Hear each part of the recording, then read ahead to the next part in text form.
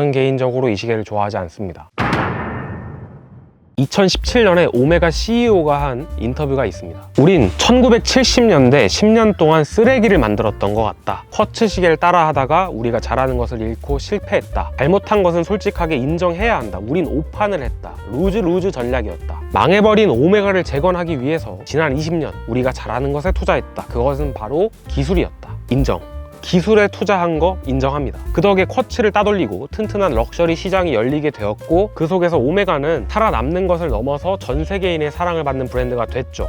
그런데 이렇게도 말씀하셨습니다. 시계는 당신이 무엇에 가치를 두는지 반영하는 제품이다. 오메가는 모두에게 사랑받고 싶어하는 글로벌 브랜드 아닙니까? 오늘날의 많은 소비자는 그 시계가 가진 기술력에 가치를 두기도 하지만 그것은 이미 오메가가 잘 하고 있는 부분이고요. 외관적 품질, 또 자신의 미적 기호를 반영하는 디자인에도 가치를 둡니다.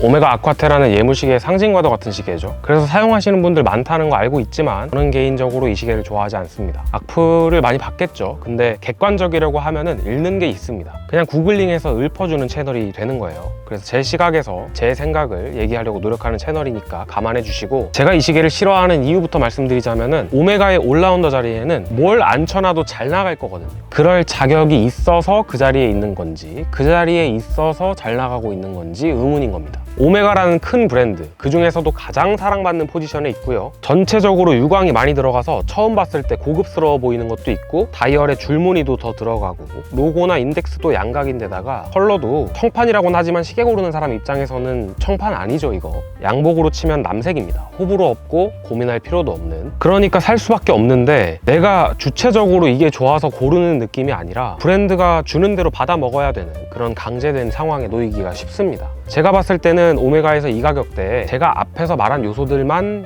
그대로 지키고 아예 다른 결의 디자인을 내놨다고 하더라도 지금 팔았던 사람들 대부분에게 똑같이 팔 수 있을 겁니다. 그럼 그러면서 할 수 있었던 디자인 중에 이게 뛰어난 편인 거냐 하면은 저는 잘 모르겠고요. 싫어한다고 얘기하고 있지만 사실 그러면서 앞에 이 시계의 장점을 다 나열한 거거든요. 그렇게 머리로는 이 시계 왜 잘 팔리고 인기 있는지는 알겠는데 내 눈으로는 어떤 부분을 미적으로 아름답게 봐야 하는지를 잘 모르겠다는 거죠. 제가 가수라고 한번 가정을 해봅시다. 갑자기 하이브, YG, 실리언즈를 놓고 피 터지는 영입 경쟁, 이런 기사가 하나 떠요. 그 다음에 서태지, 실리언즈는 100년에 한 번 나올까 말까 하는 위대한 뮤지션이다, 이러고 제가 인기가요를 처음 딱 나가가지고 한다는 노래가 곰 3마리가 한 집에, 이래도 뭔가 있어 보이잖아요. 그 속에서 비범함을 분명히 발견하려고 할 거란 말이에요. 물론 그 정도까지는 아니겠지만 이 아쿠아테라도 그런 면이 있지 않을까 한번 생각은 해볼 만하다 이거죠.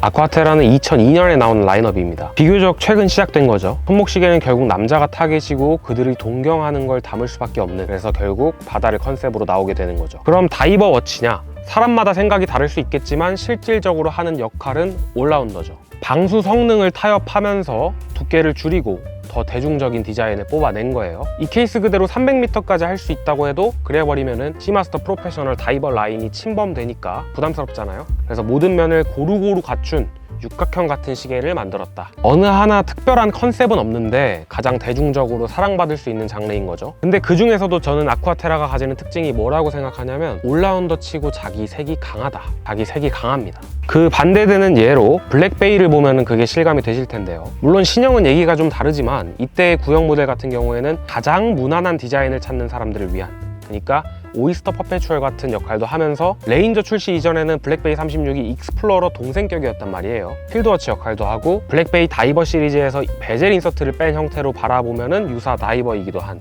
특징을 최대한 배제했기 때문에 가능한 일이거든요. 그런데 아쿠아테라를 보면 전혀 그렇지가 않죠. 크게 봤을 때만 심플한 거죠. 바깥에 이런 선들만 보면. 근데 사실은 되게 많은 디테일이 들어갔고 이런 인덱스도 사실 되게 공격적인 거거든요. 혹자는 치메어의 이빨이 생각난다, 뭐 이런 분도 있어요. 이건 필히 호불호가 갈릴 수밖에 없는 겁니다. 그런데 실제로는 호불호가 갈리지 않고 무난한 픽으로 여겨지고 있죠.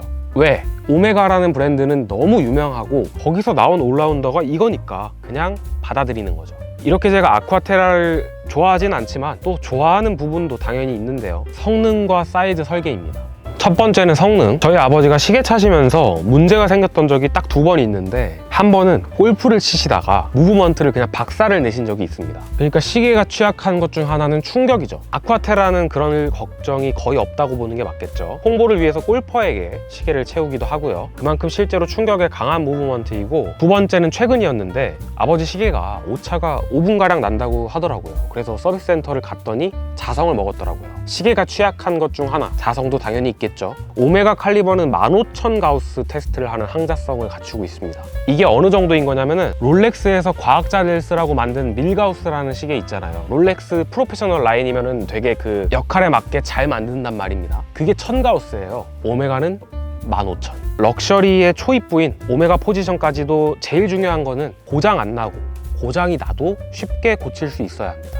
앞서 말씀드린 대로 고장의 큰 원인 두 개는 어느 정도 해결이 됐죠. 그럼 수리는 결국 비용이거든요. 1000만 원 주면 다 고치죠. 새 걸로 그냥 바꿀 수가 있죠. 결국 저렴해야 수리가 용이하다는 건데, 오메가, 그러니까 스와치가 옛날에는 좋은 평을 받지 못했지만 요즘 다른 서비스 센터, 다른 서비스 센터 가격과 평가를 두고 상대적으로 보면 제일 괜찮지 않나. 자, 두 번째가 사이즈 설계입니다. 케이스를 정말 잘 만들었다고 생각해요. 트위스티드 러그를 썼잖아요. 이렇게 케이스가, 러그가 꼬이는 형태. 이게 오메가의 시그니처 디자인이죠. 케이스가 비대해지면서 특징을 담아내고 또 존재감도 올려주면서 여기가 선으로 분리가 되어 있기 때문에 시각적으로 그렇게 뚱뚱해 보이지 않게 해주거든요. 현행 롤렉스를 보시게 되면은 옆으로 뚱뚱하다는 생각이 들 때가 있어요. 이것과 반대되는 거죠. 그러면서도 이 시계가 지금 41.5mm인데요. 럭투럭 길이가 48.5mm 밖에 되지 않습니다. 그래서 다이얼은 큰데 옆을 받쳐주는 케이스가 부실하지 않으면서도 럭투럭이 짧아서 넓은 범위의 손목 사이즈를 포용하고 있다. 초라한 손목을 가진 제가 차도 우람한 형님들께서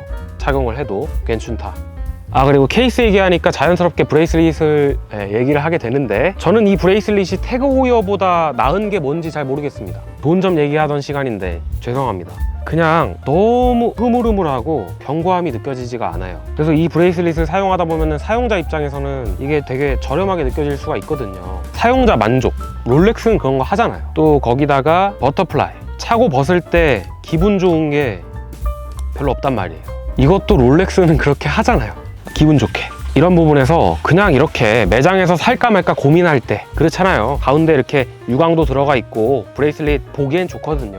그 10분, 20분을 보이는데 그치는 게 아니라 믿고 구매한 사람들이 사용하면서 고급 시계가 뭔지 느끼게 해줘야 한다. 실속이 있어야 한다. 그렇게 생각합니다. 정리하자면 저라는 개인이 머릿속으로 하는 생각이 사실 뭐가 중요하겠어요. 이 시계가 좋다면 무시하시고요. 그래도 제 생각을 말해보자면 오메가의 올라운더라는 이 포지션, 자리가 너무 사기다.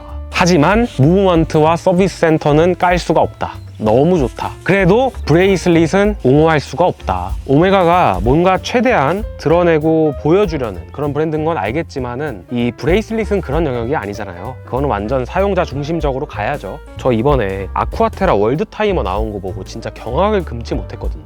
회의를 했을 거 아닙니까? 그 디자인에 대해서. 팀장님, 우리 월드 타이머 원래 청판이 바다 색깔 표현했던 건 알 바 아니고 색깔 놀이나 합시다. 초록색도 만들고. 천재인데? 우리 이번 분기는 그걸로 가자. 부장님한테 결제 올릴 테니까 퇴근들 해. 이 과정의 산물을 우리가 1000만 원 넘는 돈을 주고 구매를 하는 겁니다.